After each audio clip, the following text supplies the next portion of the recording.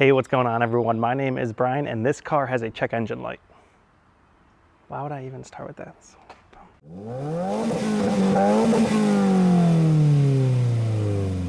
Hello YouTube, this is my 2017 370Z Nismo. And over here is my 2015 Subaru WRX that I've done a 3-year and a 5-year update video on, talking about reliability and everything going on with it. You guys like those videos so much, so I figured I'll do it with this car as well now that I've owned it for 1 year. So how is this video going to work? Well, what I'm going to do is I'm going to start as objective as possible and then move to the subjective parts of the car. What does that mean? Well, I'm going to talk about the facts of the car, how I purchased it, the condition it was in, the condition it's in now, any reliability problems I've noticed, and then I'll move into the subjective part, talking about if I like it, if I don't like it, if I think it's a good sports car, and where I am at with it. So without any further ado, let's dive right into this car. So how did this car start its life? Well, I still have the Carfax from when I bought it. And this car was sold originally in August of 2016 as a 2017 model year. And when I say sold, it was issued as a fleet vehicle to a Nissan dealership up in Tennessee. From there, it was a fleet car for 9 months until it was eventually sold to multiple dealers, or it seems like it moved to multiple dealers. And then it was sold to somebody who then got rid of it at 24,000 miles. Now, based on the Carfax, it looks like it maybe was repoed. I'm not quite sure. But essentially, it was at some dealerships, moved around, was a demo car, got sold to an individual who then sold it or lost it or something happened to it at 24,000 miles. So I then picked this car up with 24,000 miles. And when I say picked up, I live in Ohio. This car was in Virginia. I got a PPI done and then it looked pretty clean. So I bought it and they shipped it to me in Ohio. And the previous owner did a few things to it. So I'm gonna mention those so that you understand if there's reliability issues that I'm about to talk about. There's a chance it could be related to what the previous owner did because I haven't done anything to this car the whole year I've owned it. So what did this guy do, or gal do, before I bought the car? Well, he or she got an aftermarket exhaust, NVIDIA exhaust, and it sounds wonderful. It is catless, that was confirmed in the PPI. It smells like gas, but it sounds amazing, or at least I think it sounds amazing. A lot of people don't like the VQ engine sound. I do, and I think it's the perfect amount of loudness, which is, it's actually pretty loud. But I absolutely love it, and he did that, and it seems to be done pretty well.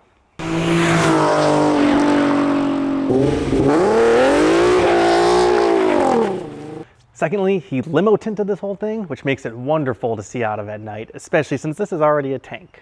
And basically, I'm going to keep the limo tint on until I get pulled over for it, then I'll probably remove it and put on a much lighter tint. And lastly, the person before me messed with some of the wiring and the speakers. We think they had different he took the Bose out. This has like a Bose system. We believe, when I say we, me and another mechanic I took it to for an inspection, believes that he took out all the speakers, put in his own, and then before he traded it back in, put the original Bose speakers back in. One of the tweeters wasn't working, and what I found out is when I took off the tweeter cover, it wasn't even plugged in. The original Bose tweeter was back, but it wasn't plugged in, and I plugged it back up. So I think he tinkered with the audio. It still doesn't sound quite right. It almost sounds, the sub makes noise, but doesn't sound like it makes as much noise as it should. There is a sub in the trunk, and that is the original Bose sub that came with the car. But something still sounds a little off with the audio, and since he tinkered with a little wiring, he could have possibly caused some electrical issues, which I'm going to discuss in a second. And then a few other background nuggets to discuss before I get started. When I got this car, it still had the stock tires on it, which was some kind of Bridgestone Potenza, and I believe the guy before me tracked it or autocrossed it because the sidewall, up through the sidewall, there was a lot of wear, which is when you're doing extreme turning, like in autocross especially, you can wear that, especially if your tires aren't properly inflated. So the only real mod I did, not really a mod, just thing I did to the car in the past year from when I got it, is I took those tires off, they were pretty worn down anyway, and put on a brand new set of Michelin PS4s, which is the Pilot Sport 4S, and they are very good. And before I get into reliability, the one thing that I do to this car is I drive it and I drive it hard. And what do I mean by that? Well, I autocross it. So I bought this car because I did want to do autocrossing as well. So this car isn't just something that is commuted in, it is actually driven hard. I do some canyon driving, canyons by us, windy road driving. But I do some windy road driving and I do take this to autocross, have a blast in it in autocross. So just so you know, when we're talking about anything reliability wise, there's that, it is driven hard. Okay, now that you have the baseline for this car, let's talk about the things I've noticed with this car that could be reliability issues or little quirks that I don't like about the car. And first is the trunk. There's a latch for the trunk right here that you press to open it. And I don't know if it's because this wing is so big and so heavy, but if you press it once, it tries to unlatch and cannot. You hit the button, stuck. You can see that it pops up just a tad, but it still is stuck. It's like the wing weighs it down and can't get it off. So what you have to do is you have to press it a second time, and then it opens up. I don't know if that's a design flaw from Nissan, but since this car's been around since '09, you would think they would have figured this out. And since this is a 2017 Nismo, the refresh for this Nismo was 2015. You think in those first 2 model years of the refresh, they would have figured out this wing is too heavy. So maybe it's just something with this car. I'm not quite sure. Secondly is this driver's side window. Now, if you don't know, the 370Z has frameless doors. So what happens when you open a door is this window on pretty much every frameless car is supposed to drop down like a couple millimeters, so that way when the door opens, it doesn't get caught in this upper rubber and the upper parts of the car. So whenever it's cold outside, and when I say cold, I mean below 50 degrees Fahrenheit, this thing will not pop down when you open the door, so you have to be very careful about opening the door. And for my car, it's only the driver's side. And it's about 50-55 right now, so we're gonna see if this works or not. So I'm gonna open the door, pull it, and as you can see, or maybe can't see, but the window did not pop down. It is staying up right now. So when you go to close it, you have to make sure you don't crack this glass, and you have to close it firmly, but gently, if that makes any sense. Enough force to get the window back under the crack, but not break the window, like so.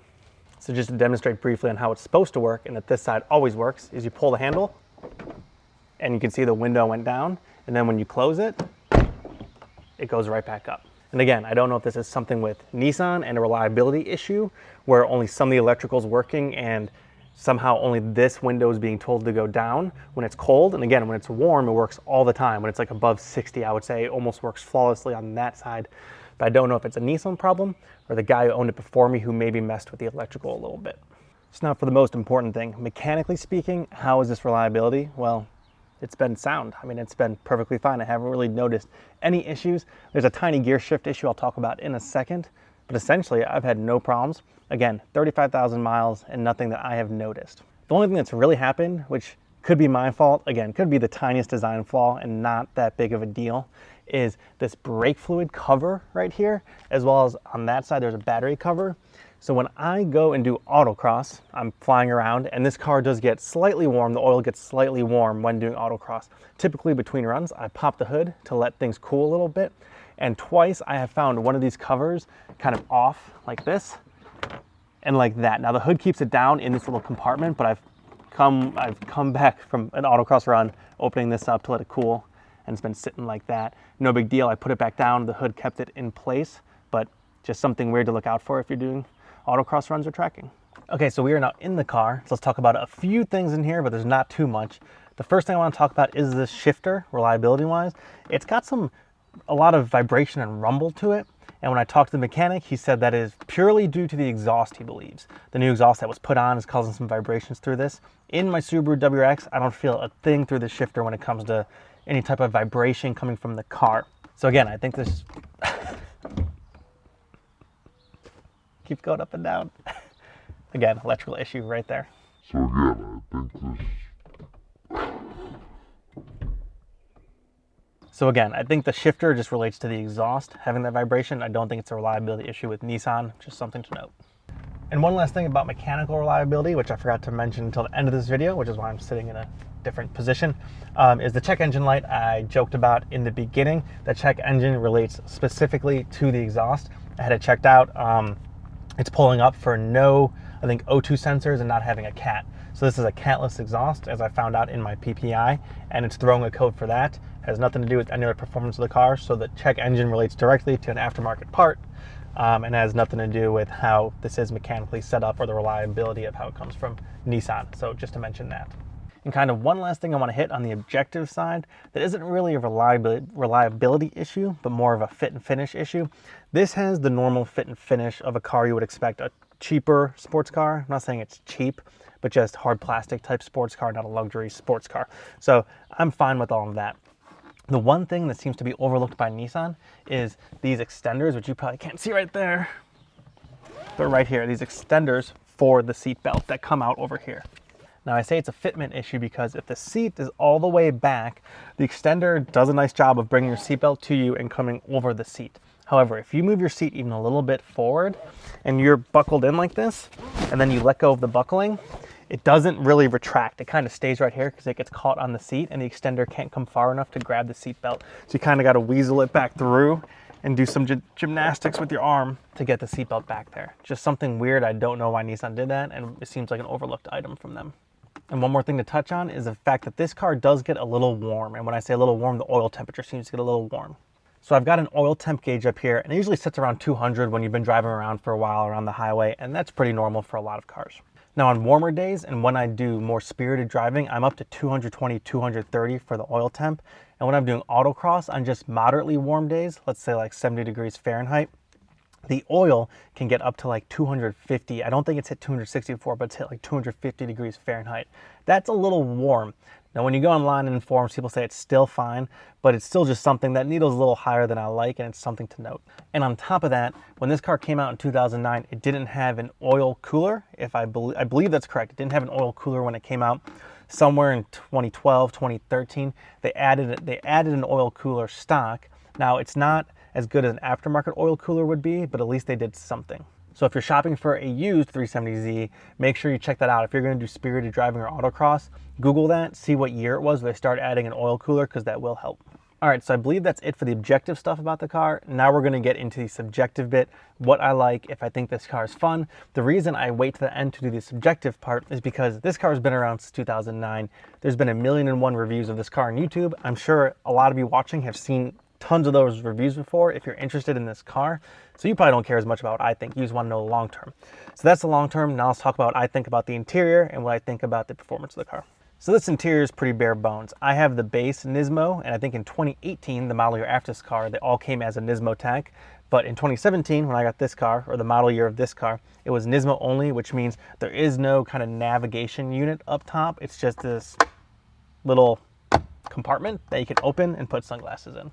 And I was perfectly fine with that, because that means there's a double DIN unit on the bottom that I can yank out, which I think I will do, and put some kind of Android Auto head unit in here so I can hook up my phone. But from an interior perspective overall, I mean, it's not that nice. It's from '09, not much has changed. You don't buy this car for the interior, you buy it for the driving experience. And again, I had the double DIN unit. I'm just gonna swap that out, put an Android Auto unit in. I think the interior will be fine. It's got a lot of cheap plastics everywhere. I don't care. It works. It does the job. It tells me what my speed is. It plays the radio fine. It plays Bluetooth. This car actually, this model I have doesn't have Bluetooth, so I have this little Bluetooth adapter that plugs into an aux port, so that way I can play Bluetooth in the car. But again, it's kind of what I expect for this car, but it is absolutely nothing to write home about. Now, up on the dash of this car, there are 3 little bubble gauges up here. The first one is the one I just talked about with the oil temp. I like that one, especially when I'm doing autocross and spirited driving. I think that's actually useful. The second one is the battery voltage, I believe. I don't care about that one at all. I've never looked at it. And the third one is time. Those are fine, and they're kind of cool to look at. And let me talk about these seats real quick, because I absolutely love these seats. These are Recaro seats. They have Nismo badging on the top as well. And not only are they phenomenal for holding you in, but they are actually pretty comfortable to daily. So in the summer, I daily this car about 5 days a week, and then 2 days a week I take out the Subaru WRX. And then in the winter, I take this out about once a week whenever it's dry, just to keep the oil and all the liquids moving in the car. I don't put winter tires on it, so I just hope that like once a week it hits 40 degrees where I live, and it's dry, and I just take it out for a quick drive or take it to work, where the Subaru does pretty much all the daily driving in the winter. But like I said, I drive this car to work, which is about a half-hour drive, and these seats are phenomenally comfortable for that drive, and they hold you in phenomenally well for autocross. And if you are someone who likes a little bit of a wider racing seat, these are perfect for you, because I've sat in narrow racing seats, like kind of sporty seats like Recaros, in I think the Focus and the Fiesta STs. I've sat in those, and those are pretty narrow, which I'm fine with, but I can see them being very tight for a lot of people. These are a slightly more wide Recaro seat. I think these will fit a lot more people, and they are just phenomenal seats. I absolutely love them. I really like the seating position in this car. You're very low, and if you think about where your butt sits on this, it feels like it's almost the same height as the pedals, which I like, which means my legs are pretty parallel with the ground, which I like to feel that. It almost feels like from the waist down, you're like a Formula One driver where you're laying flat there. You're obviously upright here. Where in the Subaru and other cars, I feel like I'm stomping down on the pedals, and I never liked that driving position before. So this driving position there is phenomenal. Where the driving position sucks is that this steering wheel does not telescope, and it absolutely sucks because I can't get in the perfect position in this car. I sit a little closer than I like on purpose, so that way my hands are at a good position, because I can't bring this wheel towards me. And this really sucks for autocross because it almost seems like you're laying back and your arm's almost straight for autocross when you're like this, and you want to have a little more of a bend in your elbows, especially when you're doing track driving, autocross driving. So to recap real quick, seats, I love the seats, they're phenomenal. I love the seating position of the seats. You get very low, very comfortable for daily driving, very good for autocross or track driving. Good position there. The only bad part about the seating position is the steering wheel does not telescope. But other than that, that's about my subjective impressions of the interior. So let's take this for a quick drive and go over the performance. All right, so let's recap. 350 horsepower because it's the Nismo, 270 something pound-feet of torque, like 276 maybe. Obviously it's rear-wheel drive. It has forged wheels because of the Nismo. It's got a different suspension, a more stiff, more sport-tuned suspension. And then it also has bigger brakes, which are very good brakes. So why this car? How did I settle on this car, and then what do I think about it? At the time, I had a Subaru WRX, which was all-wheel drive, fantastic car, loved it, but I wanted to get something even more aggressive. I wanted to do autocross and possibly some tracking. And then on top of that, I wanted rear-wheel drive. I never had rear-wheel drive before. So everything I just mentioned, you'd probably say, okay, and something cheap, you'd say BRZ FRS, and that was pretty much the first place I went. I test drove it. I couldn't stand that it had zero power. I just needed something with power. I don't need 400 horsepower. I don't need a V8. I don't need anything too crazy. I just need something that will get up and go that can beat a Camry. I just need a little bit of something extra that the BRZ and the FRS and the 86 was not giving me. And then I also had turbo in the WRX. I thought a naturally aspirated car would be cool as well. So essentially, it kind of narrowed it down to this, and since this had a package, which was the Nismo package, that was very aggressive and would be great for sporty driving, I really did settle in on this. On top of that, I like Japanese cars. I've always liked Nissan until the past like 5 years. They're kind of, I don't like them as much anymore. But this was old Nissan. This is 2009 Nissan. And then lastly, I wanted something reliable. I'm not saying that Nissan is extremely reliable these days, because I don't think they're extremely reliable anymore. But you got to remember, this is a 2009 car. And the longer a car is out, the more reliable it typically gets, because every model year, manufacturers go in, they figure out what was wrong with the last model year, and they fix it. The fact that this is a 2017 car that came out in 09, they should have fixed pretty much everything you can think of mechanically that could be wrong. So at least this should be something that's hopefully reliable as well. All right, so essentially, like I said, I got a BRZ that has power and is heavier. So that's what I settled on. And something that I love about this car, a characteristic I love, is how much you can rev it out and how extreme that red line is. The red line is 7,500, and you can really rev out like second gear. I mean, it feels like you're in second gear forever, and not in a bad way. You're still making power and building power, but it's just awesome to rev out. I would say this, people might not agree with this, but I'm gonna say this is kind of like a heavier V6 version of an S2000, the way that it just revs forever and keeps building power. This has its most power at the top of the power band, where turbos obviously have it low. And then if you think of the S2000, that's got VTEC that kicks in, and that thing keeps building power. This is almost like a V6 version of that, where you can rev it out, rev the snot out of it all the way to redline, and it's just a blast getting there. And remember how I said you can rev the snot out of this in second gear? I'm gonna show you second gear pull right now and just see how it builds forever and how much fun it is.